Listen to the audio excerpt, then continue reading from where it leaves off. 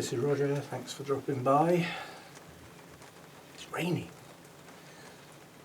So you ask yourself, why is he filming in the rain?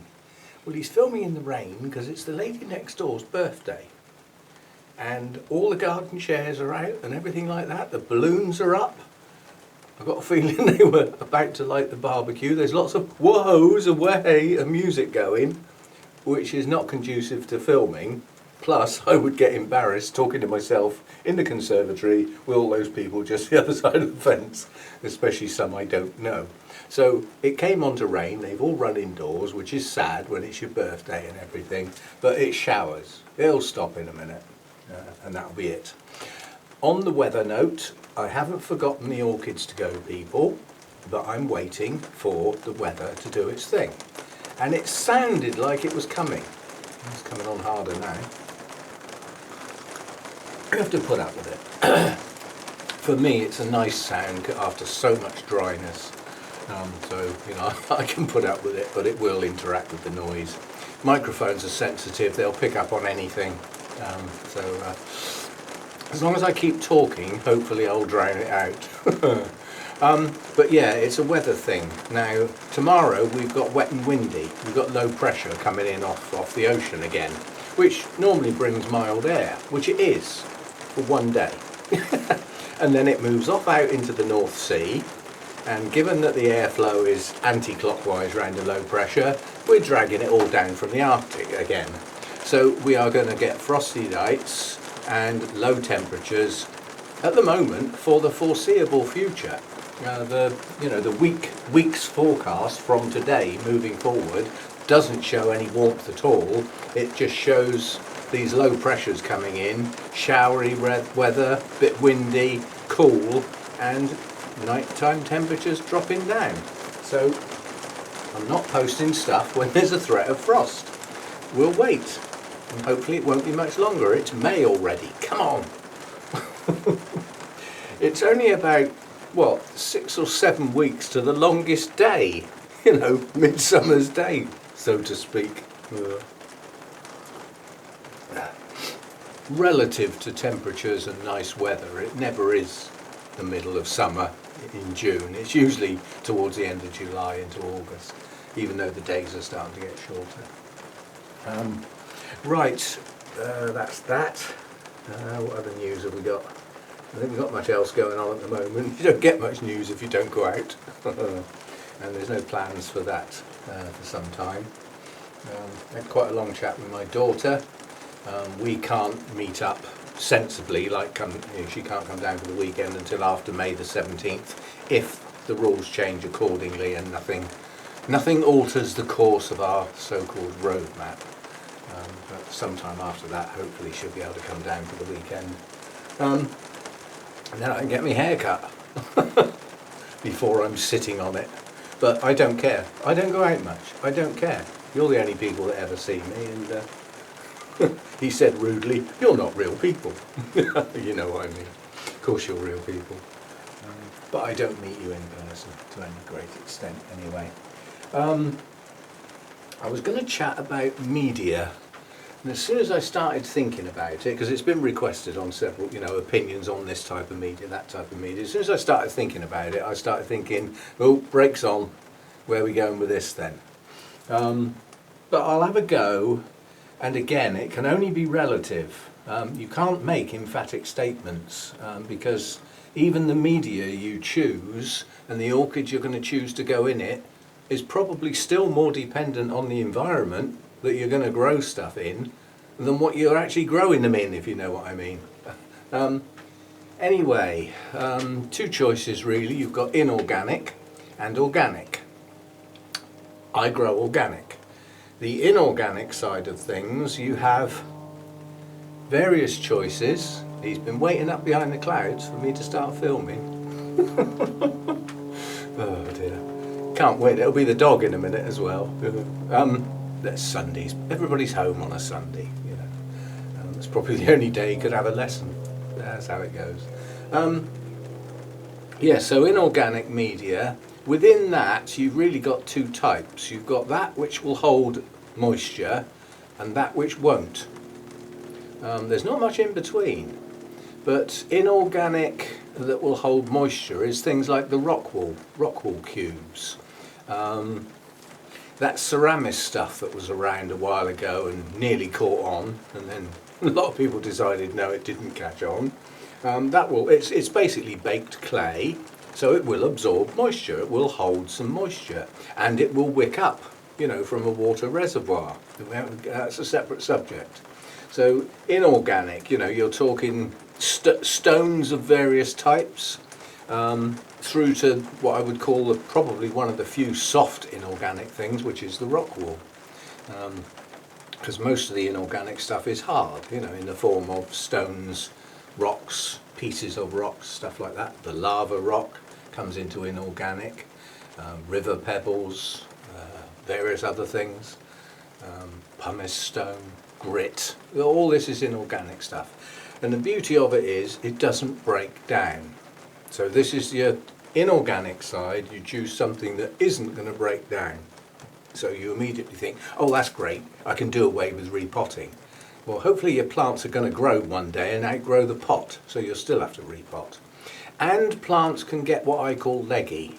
They start off here and grow out in that direction and leave this bit behind in the middle, and you end up with the main plant out here somewhere, hanging over the edge of the pot.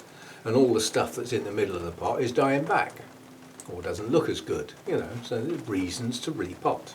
Not only that the media is breaking down, hopefully plants outgrow their pot now and again. It is good stuff. Advantages are that, really. You repot less often and you don't have to worry about the media breaking down. But unless you've got absorbent inorganic, like the rock wool, if you've got anything around the rock arena, your environment's going to come into play. If I pour a litre of water through a pot full of river rock in here, even with this humidity, in an hour it will be bone dry. There will not be an ounce of water left in it. Possibly a few little places where the smaller stones are and they touch, you might get a drip left in there. It's just going to dry incredibly fast. Yeah? So in some cases it can dry so quickly that your plants don't even get a chance to take in the flipping nutrients. They say, oh, look, there's some night. Oh, there it was gone. So you've got that drying fast. Also, if you're growing outside, you've got rain. And rain will go straight through the pot and wash out everything that's in there. You're left with no nutrients at all apart from what's in the rain, which is, as we know, very little. But there are some advantages with inorganic.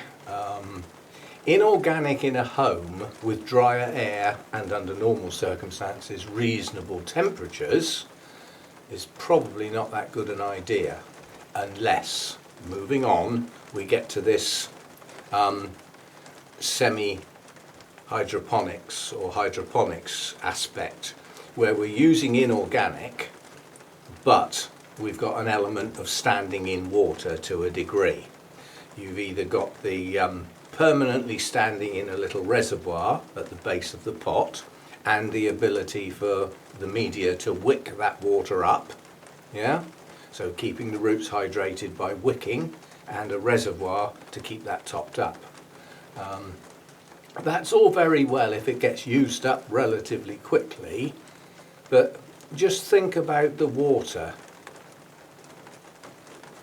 When's it going to start getting stale? Could it even be in there long enough to go stagnant? You really do have to think about not leaving the same water in there for a very long period. So refreshing the water would need to be done on some sort of frequent basis to stop the water getting stale. Roots need oxygen around them to a degree, and some of that comes from water. Rain has got a fair bit of oxygen in it, and that brings that down into the root areas of plants. So it's like when they say, when you flush your orchid, are you flushing out the salts? Yeah, well, you're flushing out the air as well. Old stale air, chuck the water through, not dribble, we don't want no dribbles, not if you're going to water something, get on and water it, and you flush out potential salts if it's clean water, and you draw out the old air and draw in the new air, replenishing that oxygen. It's actually quite important. So that's taken us through inorganic and the potential, because under normal circumstances, the water culture or semi-water culture is going to be using inorganic material, I believe. I don't mind being stood down on that on the grounds that I don't do that. So I'm only really reciting what I've heard and read and seen other people doing. And quite honestly, I don't pay too much attention to it because it's not something I'm going to do. So, you know, again, get your knowledge up on what you do rather than what you don't do. Anyway, then we move on to organic. The downside of organic across the board is it will break down. End of story. They all do, to some extent or another. If you're going to go down the organic thing, I now bring introduce to the subject mounted orchids. That is probably as close to a natural environment as far as the growing area, environment and the plant aspect is concerned that you're ever going to get. Plants in the wild don't grow in pots. Simple as that. They grow on bark on trees, on branches and on trunks and in the debris in the fork of the tree in some cases. There's some plants, some orchids will not grow where there's anything on the wood, on the bark. So if there's any moss or anything like that, they won't have it. They won't grow there. They only grow where it's bare. And others will only grow where there is that moss and roots of other plants and ferns and bromeliads and all that sort of stuff. So they do vary. But I'm only talking about epiphytes because I don't grow terrestrials. And as such, their basis is to grow on a tree. So a mounted orchid is growing as natural as possible. How much moss, the type of moss you choose to put on is your choice. If you use the zombie moss, the dead moss, then it will break down slower than in a pot because it does dry out in between fully. You know, unless you're watering 2 or 3 times a day, in the warmer season, your moss will be bone dry on day 2 following a good soak in day 1. Yeah? Or you can use live moss. Yeah? If you use live moss, it will, I believe, aid the roots being a more natural environment for the roots to be in. But if you're not very good at keeping up with the watering, if you leave your moss dry for any length of time, you'll kill it. You know, it needs a damp environment. So, what wood can you use for mounts? Well, if you use cork bark, you don't have to ask the question, is it toxic? Because it isn't. It's about as inert as you can get for a piece of wood. As soon as you move away from that, you're into, as far as I'm concerned, something with a question mark on it, because I don't know enough about the different types of wood. And some of them do have toxins that can damage the more delicate orchid roots. Yeah? The main reason to worry about it is because it's now dead.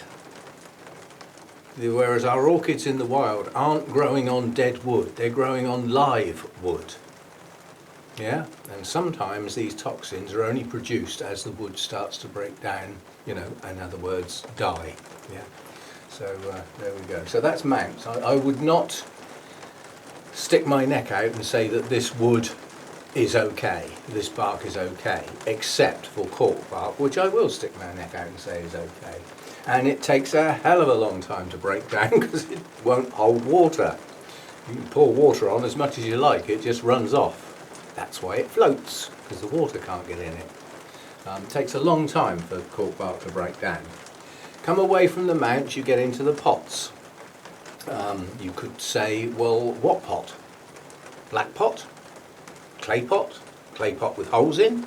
Clear pot with holes in? Why would you need to worry about what sort? Well, I think people who grow in black pots are confident people, possibly been growing a long time and they know what they're doing. Or I could quite happily grow in black pots if I didn't have many orchids, because I could physically remember what this pot weighed as it dried. and perhaps not need to see what's going on. I still don't like it though. I like to see my roots.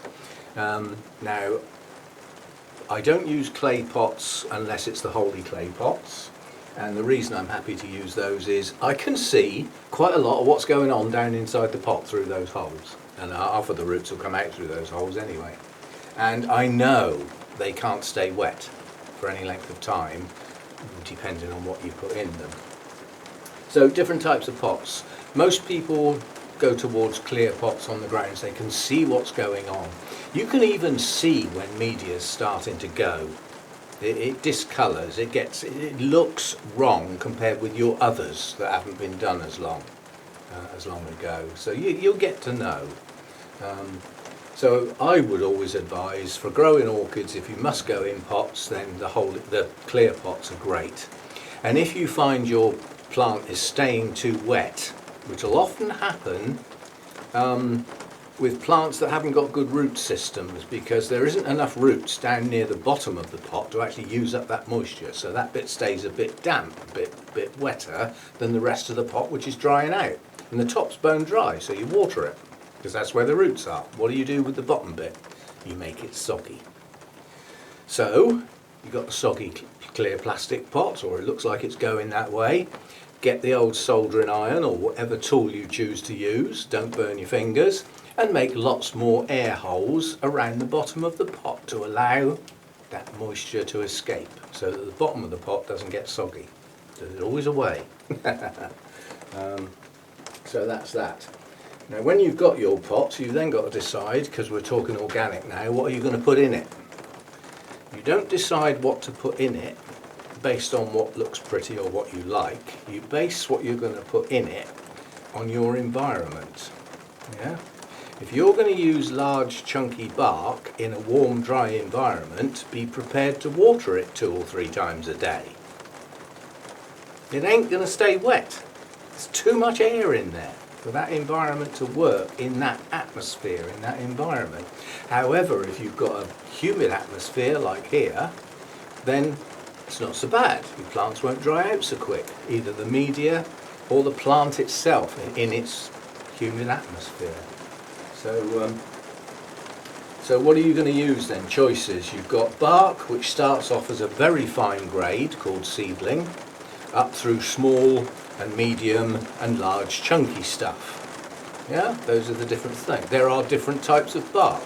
Most of the bark you buy comes off of conifers of some description, and most comes off of pine trees of one type or another. Yeah, so that's the bark side of things. What else is organic? Obviously moss.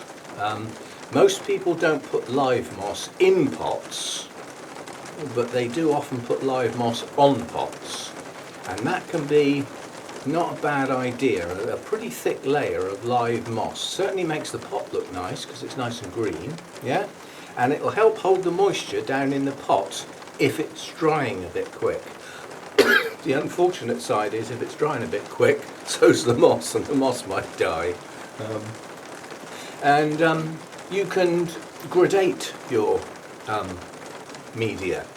So if it's not a very good root system and it's not filling up the bottom of the pot when you repot, well, put some big chunky stuff in the bottom and then put some sort of more medium sort of stuff in the middle of the pot and some fine grade stuff on the top, which will stay wet quite a bit longer than the stuff in the bottom of the pot. So now when you water it, you're retaining moisture in the area where the roots are without getting the bottom of the pot soggy. You don't have to put the same media in all of the pot, and make adjustments to the plant. If you've got a pot full of roots, then you can use the same media right down through.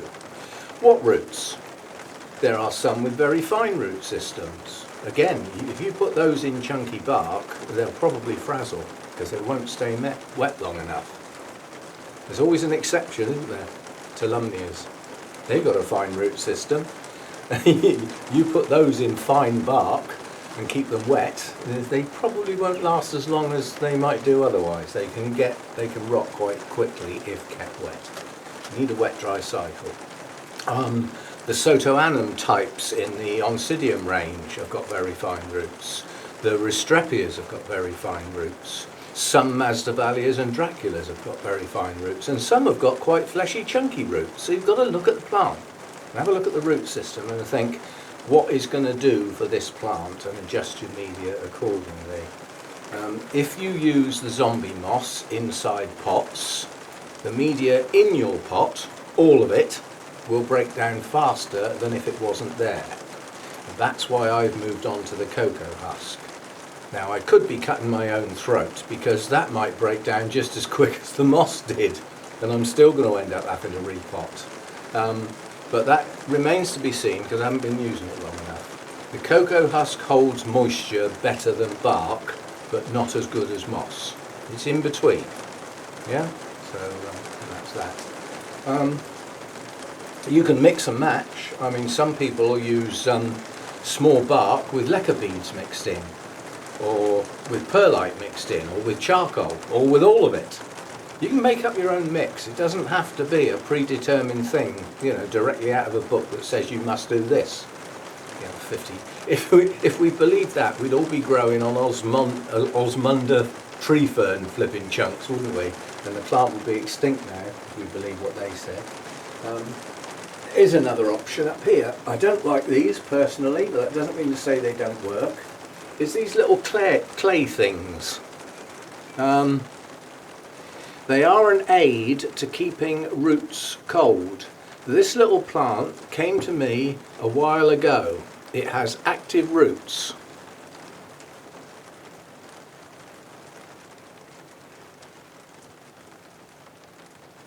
Hardly any of them are attached. They're still loose, even though they're still growing.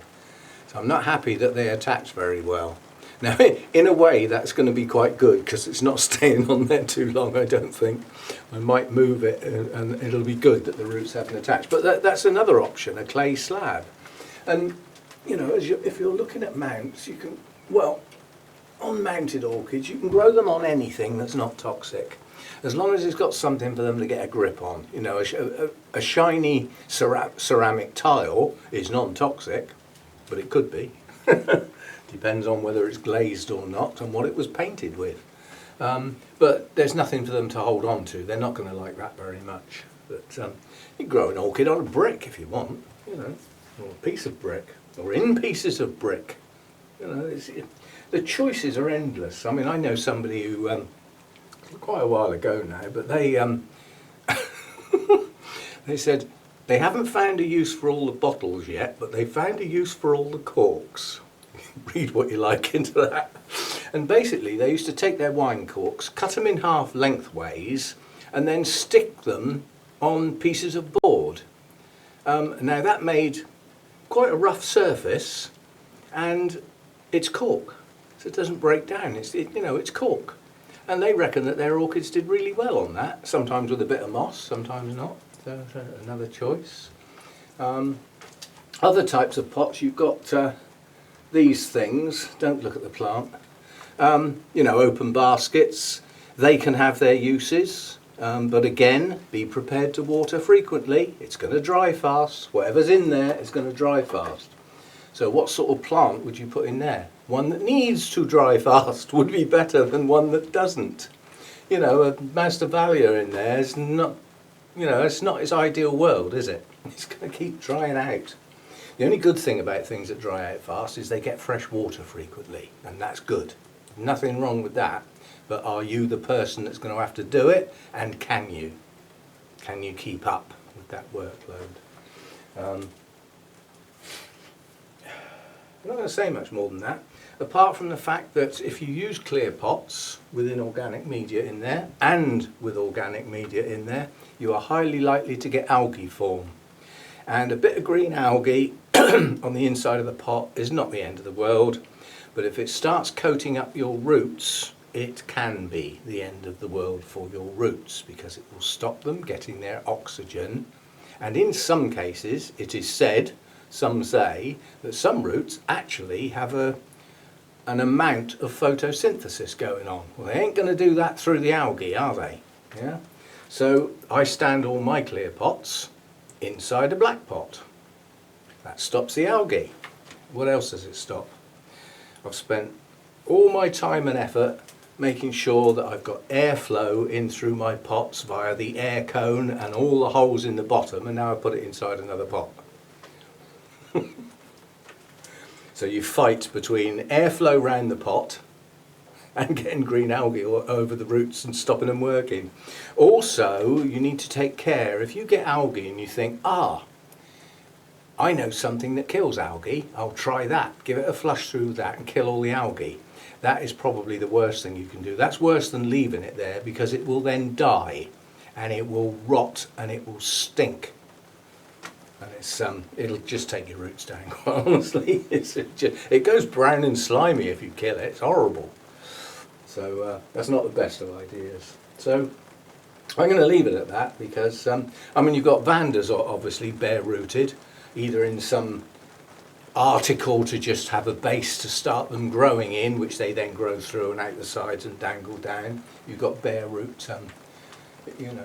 In theory, you could probably grow a lot of orchids bare rooted if you chose to do so, but again, if they need their roots to stay moist, how often are you going to water them? Every half hour? You know. So sometimes we gear our media and our pot choice up to our own ability to deal with that. And if you can't, then think again. Think about your media choice. Think about your pot size. Small pots for oncidiums work well to generate a good root system. What else do they do because it's a small pot? They dry quick. So you've got to water them more often. Yeah. So think about your media choice and your pot size and choice, geared up to how often you can deal with your plants. If you can only deal with your plants at the weekend because you're a working person, then they need to last that long before you can get to them. Because if you've got plants that need to stay, you know, okay, a bit of a wet-dry cycle, but the dry bit mustn't be for any length of time, and you're watering on Sunday and they're dry on Tuesday, they ain't going to be doing very well by the following Sunday, are they? So you've got to try and, so that would need, that either choose a different plant or choose a different media that'll just hang on to that moisture long enough for you to be able to get back there again. And this is a happy balance. So you have to work these things out, and you won't know it on day one. You might get cocky and think you know it at the end of month one, and at the end of year one you still don't know it all. Because it takes time to know how things are going to work and how things are going to function. I mean, I collected some live sphagnum moss and I thought we'll try that on some of the mounts. Rubbish. It's horrible stuff on the mount, and it just don't work. It's the wrong type of moss. It's the wrong species. It's a UK native species. It don't work. You need the New Zealand stuff if you're in the sphagnum thing. Or a species that remains firm. It holds its integrity. That UK species that I got on a mount, it just squashes all up. It almost becomes too dense for the roots to breathe, which is completely not what you want. So I tend to be collecting my moss now, and I'm using what I call tree moss. It's moss that is naturally growing on fallen trees, yeah, or tree stumps where trees have been removed. They're growing on wood, and bringing that moss home and putting it on a mount, it hasn't changed its environment that much. So, and it seems to be working. So, yeah. That's about it, I think, because I could go. You can go on forever talking about media, pots, pot sizes, mounts, different types of wood, inorganic, organic. You've got to find your own path, really. Now, I know when you're new, you haven't got that path yet. You just read, watch videos, do what you can, and think. Try and think a bit for yourself. But it is important to have a media and pot choices to suit your lifestyle. When I was working, before I retired, I didn't have many mounts because, you know, I was having to water before I went to work. You know, 5 o'clock in the morning. I had to be at work at 7:30 in those days. I was on my way at sort of 10 past, 7:15. So I was having to water before I go on certain weekdays to keep up. Not ideal. Now I'm retired, if I need to, I can water every day. And even with this number of orchids, I have on occasions, including this year, so not that long ago, watered every single plant in here in a day. Now, it didn't take all day, but you know, there's the mounts to do. They take less than an hour. They take longer in lapse time because, like, the Vandas have to go into the bucket to soak. You know, well, that takes 30 seconds to put them in there, but then they have to stay there a while. Then they have to drip before they go back up above other plants. Don't want them dripping on there. The mounts don't take long to do at all. And the pots, I can do the pots in an hour to 2 hours, depending if every single one is getting done or whether it's a selective set. Because often the cooler, shadier sets don't get done on that run because they're on a different frequency. But occasionally, those different frequencies all butt up together, and I have to just go, right, we're doing a lot today. No distractions, computer off, no distractions, get on. Oh, talking about computer, I must tell you this and then I'll go. How are we doing on time on here? Oh, I can never find it when I want to see it. Oh, about 31 minutes, that's okay for a Sunday chat. This morning, I won't say I was half awake because it wasn't first thing in the morning. It was about coffee number 3, something like that. Something slightly distracted me and I knocked my coffee over on the computer table. This are not funny. Now, I must admit, the coffee went over. It was about a third of a cup, so it wasn't full. Thank goodness. About a third of a cup. As that cup went over, I had both hands on the laptop and off the table. I went for the high value item first. I thought, you know, if that gets in under the laptop, you know, just instant reaction. Hardly before the coffee had even started to spread out, the laptop was up in the air. Of course, then I had to hold that with one hand. My mouse isn't attached, it's a Bluetooth mouse. I picked that up and threw it back on the settee.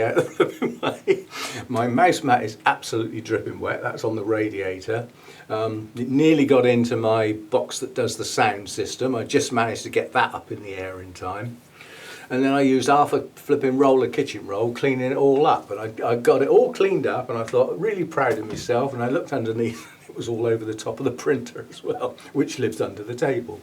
So hopefully it was working then and I've cleaned it all up, but hopefully there hasn't been anything that's trickled down in a gap somewhere and has yet to short circuit something out. But that could have been nasty. If that had actually gone on the keyboard of the laptop, that would have been kaput, basically. They're not sealed. I mean, you can buy them that way inclined if you want to spend a fortune. But yeah, very lucky escape, quite honestly. I don't normally, well, I just don't knock things over. I'm not that clumsy a person, but that is...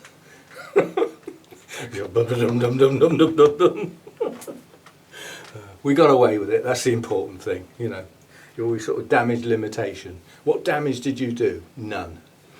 So far so good, all that sort of stuff. So yeah, take care with liquids. I mean, I don't normally worry about a coffee mug, it's flat bottomed, you know, and it's a flat surface where I'm working, and I've got 2 places to put it, like mats that it sits on, purpose built. The thing I worry about is when I'm working and using notes and things like that with a wine glass, because that's top heavy and that can be knocked over almost just by looking at it, whereas this is pretty sturdy. I haven't knocked a cup over for years. Well, I can't remember anyway.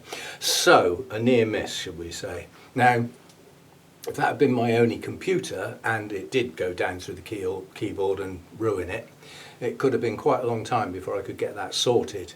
But I've still got my desktop. It hasn't been turned on for ages and ages since the laptop crashed. So a long time. But nonetheless, it's still there and it still works. If I ever turn it on again, it will probably spend a week trying to update Windows to bring it up to scratch. Because it's so much slower, you know, tediously slow compared with the laptop. But there is a backup should I ever need it, so I wouldn't have to be offline for anything at the time or anything. So there we go. That's requested by quite a few people over a period of time. You know, could you have a chat about the different types of medias and the fors and againsts? And a lot of the fors and against are not the media itself that you're having a go at, it's the environment and your lifestyle that you are trying to use it with. Now that's the thing, it's a combination, it's not just the media, It's how are you going to use it? Does it suit you? Does it suit you, the environment it's going to get used in? And certainly something that dries out almost instantly is not ideal for in the home. You know, it's the atmosphere. The air is normally dry in homes and doesn't normally get that cold. You know, people in houses don't normally sit round in their hat, coat and gloves, do they? At least this one doesn't. I actually put the heating back on this morning because I was sat there. I don't like putting on heavy things during the day when I'm busy. So I popped the heating back on this morning. God, it's a bit nippy in here. And it wasn't really. It was about 19 degrees. That's not actually that cold, is it? But we bumped it back up to 21 where I'm comfortable. So there we go. Not much else going on out here. I've made up my mind. You saw the list. I did the computer list of the stuff that's coming up for repots. Some of it's on hold for the correct time because I can afford to do so because the media is not broken down. So I will wait for some. There are some that need doing pretty quickly, but I have made up my mind due to the relatively low viewing figures on some of the repotting or mounting videos compared with some of the others. I'm not going to film all of them because there would be too many too close together. And quite honestly, they are probably the most repetitive. I'm breaking them in for a friend. They're nearly done. Quite the most repetitive types of videos you can do. Because even if you only do videos, look at my pretty blooms, the blooms change. You know, new ones open, old ones die out. But, you know, there's only so many repotting videos you can do, really. But I have got several of the Cattleyas or Cattleya types in the holy clay pots that have got to come out because the media's gone. So those will obviously get done because that's a rarity. Actually unpotting one out of a holy clay pot is a rarity. But it'll become a little bit more frequent as time goes on because they've all been in there a while now, apart from the more recent acquisitions. So there we go. That will do for today. And I'll see you next time. We might have a day off tomorrow. It is a bank holiday, and according to the weather forecast, for a fair bit of tomorrow, it's going to chuck it down, which is certainly what the farmers and the gardeners want. And to me, it makes no flipping difference, apart from I won't have to water the bonsai, which I do have to keep up with because they dry quite quickly. So, right, I'll see you next time. Thanks for dropping by. Hope you've enjoyed that. As I say, media, I find media a boring subject because I don't change mine that often, apart from, you know, occasionally. Anyway, see you next time. Thanks for dropping by.